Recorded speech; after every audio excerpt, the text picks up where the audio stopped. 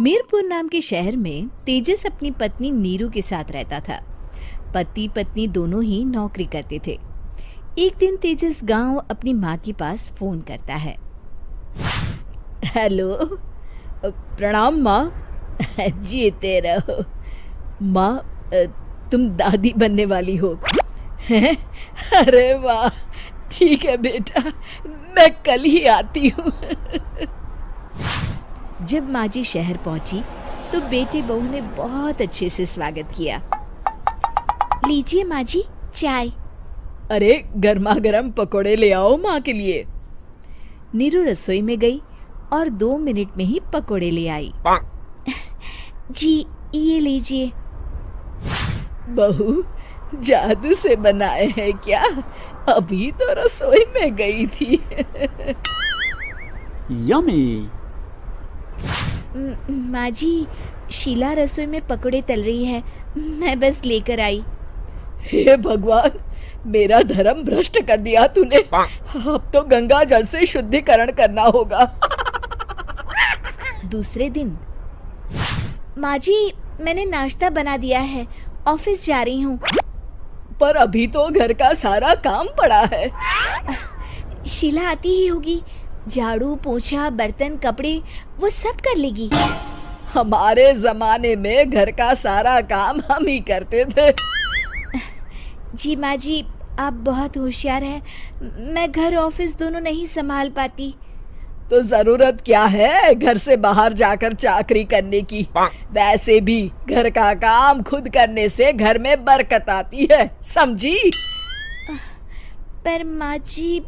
पर वर कुछ नहीं, इस महीने की पगार मिले फिर ऑफिस बंद। हाँ। रात को नीरू तेजस से कहती है, सुनिए जी, माँ जी बोल रही थी कि मैं नौकरी छोड़ दूं। वैसे ठीक ही तो है, अभी तुम्हें आराम की जरूरत है। फिर भी आराम कहाँ, शीला को छुड़ाने के लिए बोल रही थी। तो अब 24 घंटे में इतना काम तो कर ही सकती हो। पर जॉब पसंद है मुझे, घर पर मन नहीं लगेगा। अगले दिन जब दोनों ऑफिस के लिए निकल रहे थे, मेरी तो कोई कीमत ही नहीं है इस घर में। माँ जी, आजकल महंगाई बहुत है, रहन सहन भी बदल गया है, दोनों नौकरी करते हैं तभी ठीक रहता है।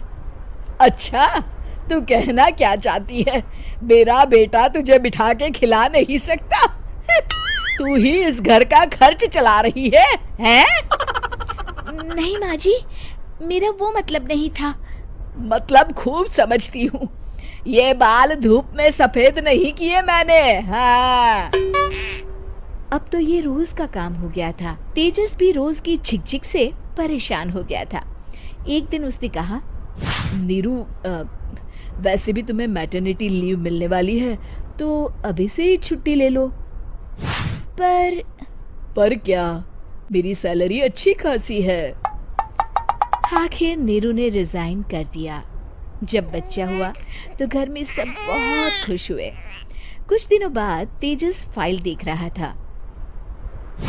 क्या हुआ तेजस, कुछ परेशान लग रहे हो? हाँ, वो हमारी जितनी सेविंग्स थी वो तो हॉस्पिटल में और छठी के फंक्शन में खत्म हो गई है नीरू। और अभी वैसे मंदी चल रही है तो मैं बोल रही थी कल मुन्ना को हेपेटाइटिस का टीका लगवाना है। नीरू, क्या पोस्टपोन नहीं कर सकते? नहीं जी, बिल्कुल नहीं। अब तेजस को समझ में आ रहा था कि उससे गलती हुई है। पैसों की कमी का असर घर के माहौल पर भी पड़ रहा था। अगले दिन, बेटा मेरा चश्मा और ये दवाइयाँ ले आना, पर्चा देते हुए माँ जी ने कहा। जी। तेजस, मुन्ना के लिए दूध का डिब्बा और डायपर भी ले आना, और ये किराने के सामान की लिस्ट है, इसे भी लाना है। तेजस गुस्से में लिस्ट मरोड़कर फेंकता है और चिल्लाता है, पैसे क्या पेड़ पर उगते हैं? ये ले आना, वो ले आना। अरे पर ये जरूरत का सामान ही है। वो गुस्से में बिना कुछ कहे ऑफिस चला गया। अरे लंच तो ले जाइए। नीरू दौड़कर डिब्बा पकड़ाती है एक दिन खाना खाने के बाद, नीरू, अब तो मुन्ना कुछ बड़ा हो गया, तो अब तुम वापस ज्वाइन कर लो ना जॉब। पर इस रिसेशन में जॉब मिलना बहुत मुश्किल है। ट्राई तो करो। फिर मुन्ना? माँ जी है ना, और एक फुल टाइम मेड भी लगा लेंगे। पर माँ जी, उन्हें तो पसंद नहीं। तभी माँ जी वहाँ आ जाती है और प्यार से नीरू के सर पर हाथ फेरते हुए बोलती है, अब मेरी समझ में आ गया बहू, पहले के और अब के समय में अंतर है। तुम काम शुरू करो, मुन्ना की जिम्मेदारी मेरी। मेरी प्यारी माँ जी। ये कहकर नीरू उनके गले लग गई। शिक्षा, परिवर्तन संसार का नियम है, हमें भी समय के साथ चलना चाहिए। उम्मीद है कि आपको हमारी ये कहानी पसंद आई होगी। कृपया हमारे चैनल को सब्सक्राइब करें और सभी अपडेट्स के लिए बेल आइकन जरूर क्लिक करें। और हाँ, वीडियो लाइक और शेयर करना मत भूलिएगा। Bye bye.